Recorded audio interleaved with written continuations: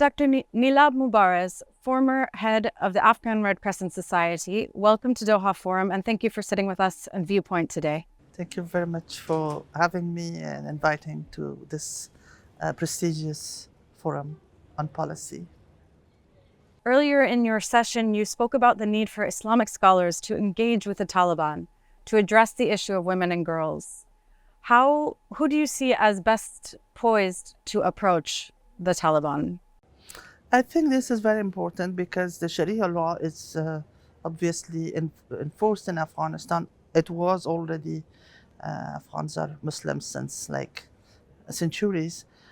But what is important is that the scholars of the Islamic countries could help the training and educating a lot of foot soldiers, everyone, the Taliban or non-Taliban, with Islamic studies, and that's extremely important and could help because we know we have the Islamic education, and we know that, for example, work and education both are allowed by the Sharia law in my country and the world for Afghan and non-Afghan but Muslim women.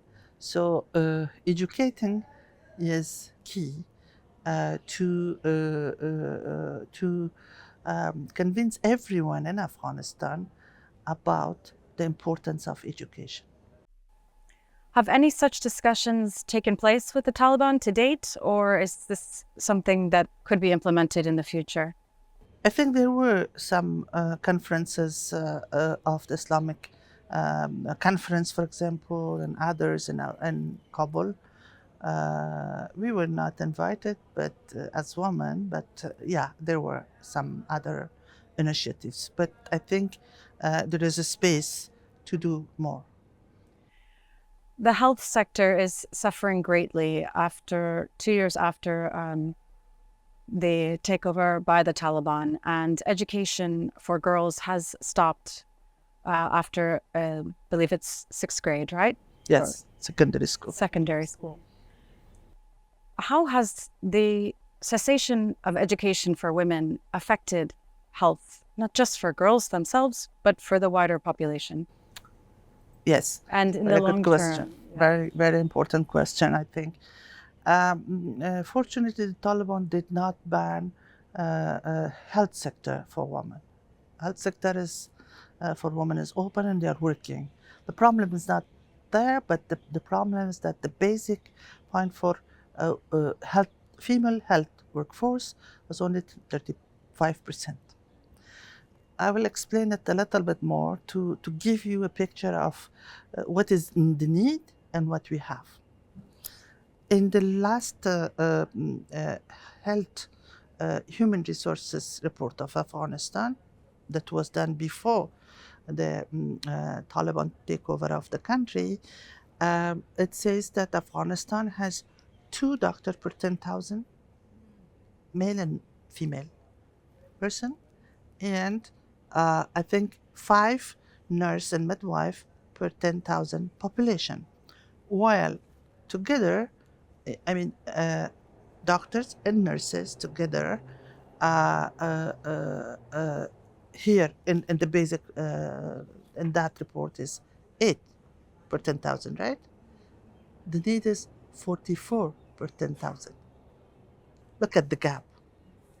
And the doctors, they are 2 per 10,000 is male and female.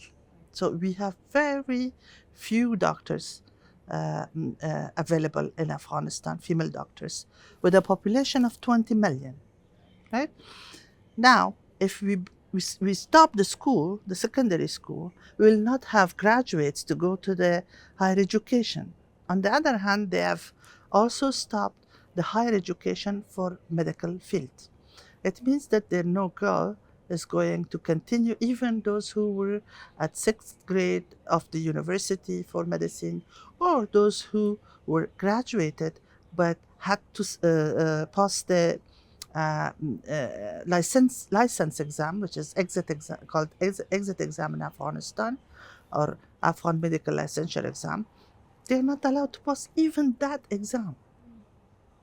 And this means 4,000 students. And if we look at all the students and secondary schools girls, again, the baseline was that 40% of those girls who were eligible to go to the secondary school was 1 million, only 40% were going, and the number was around 1.1 million girls. It means that the real number is much higher, maybe 3 million girls for the secondary school. At the university, we had 400,000 university students, of which 100,000 were girls, and they're banned. They don't go to the universities. This will have a real impact, first of all, on health, which is very important. Very soon, we will not have doctors because some of them will be retired. Some of them will leave Afghanistan because mainly because of the secondary school for their daughters, and some could get ill or do not want to work, etc., or are busy with medical administration positions. We will not have medical doctors. And I would like to pass another message. I'm a surgeon by profession and a public administrator. So nurses and midwives are extremely important to work with doctors in order to provide health services for the people. But they cannot do it alone. This is extremely important to tell those who are taking decisions in Afghanistan, because currently the nursing and midwifery schools are open. And they say, oh, we have these schools open and girls are going, and that's fine. It's not fine. Surgeons are needed, physicians are needed, anesthesiologists are needed, because in my country, the big majority of the people don't want a non-female health personnel to provide health services to their wives or daughters or sisters or mothers. So please let us go to the secondary school and to the university. Otherwise, we are already in bad health situation, and you cannot provide doctors and nurses and other female health professionals from abroad. We are a very poor country. We have to treat ourselves by ourselves. And in terms of maternal health, the long-term impact of this will then ultimately be human development and human outcomes. Absolutely. Because women will not have proper maternal health care, and then the children will not be properly healthy, properly nourished in some cases. And this will have long-term effects for generations, right? Yes. And the maternal health, in 2001, if I remember well, 1,600 per 100,000 life delivery were dying during giving birth. In some provinces, such as Badakhshan, it was 6,000 mother per 100,000 deliveries dying. We were able to reduce it by providing health services, prenatal, postnatal, visits, etc., to 680 or something per 100,000 live birth. If we continue what we are doing on health services and health education, it will go back again up. And this is extremely important. For children was the same thing. It was 289 per 1,000. Now it is much better. I don't have the exact numbers, but reduced a lot, which is a very good indicator. These are indicators of health. These are not something that we are just going and saying for politics. No, it is indicators.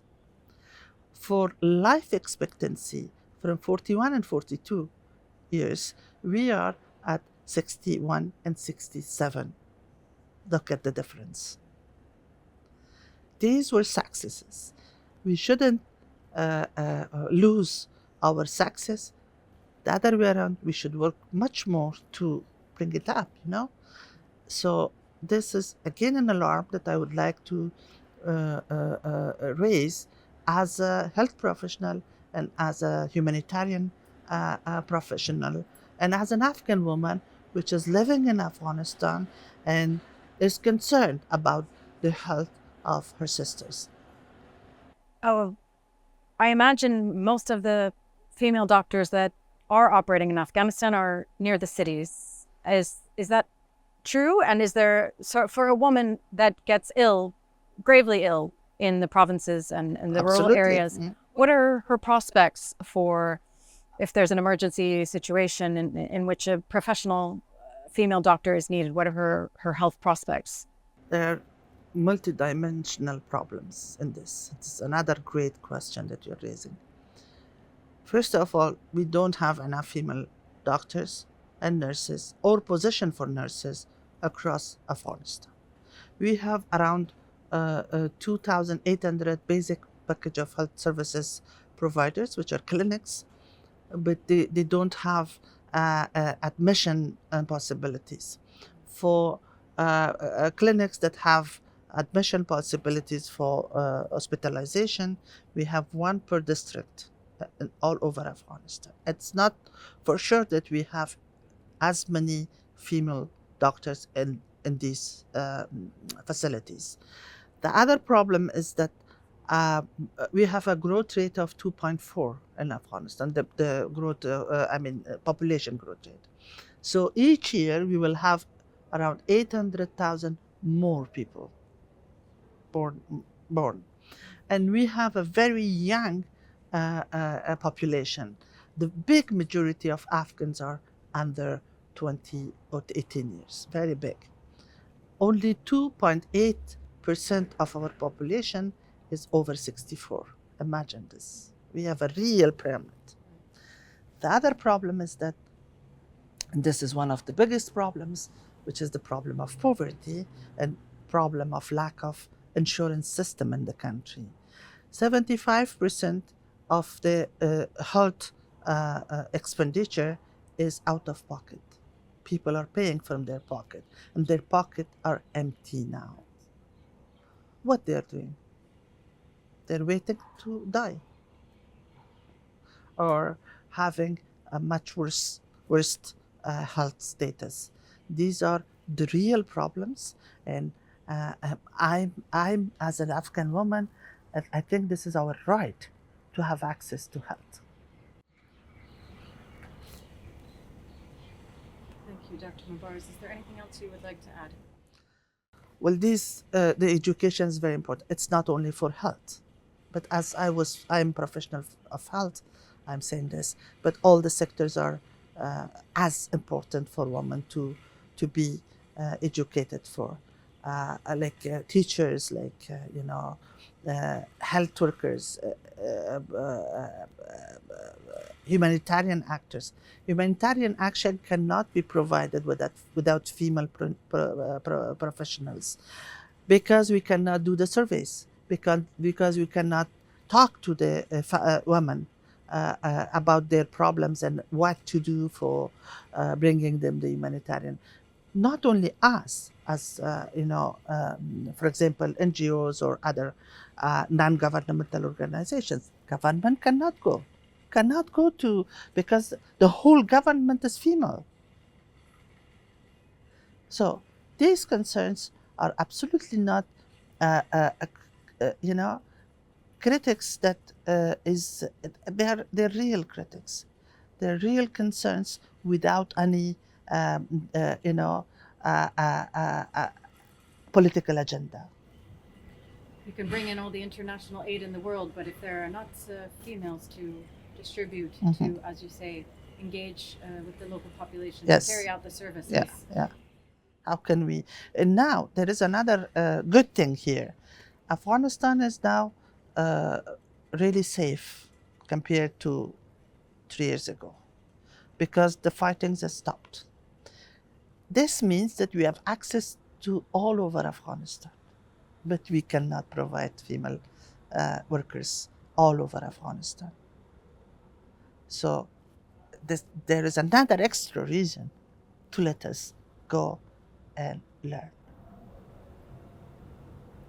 Thank you very much for your time. We Thank you appreciate it. for having me.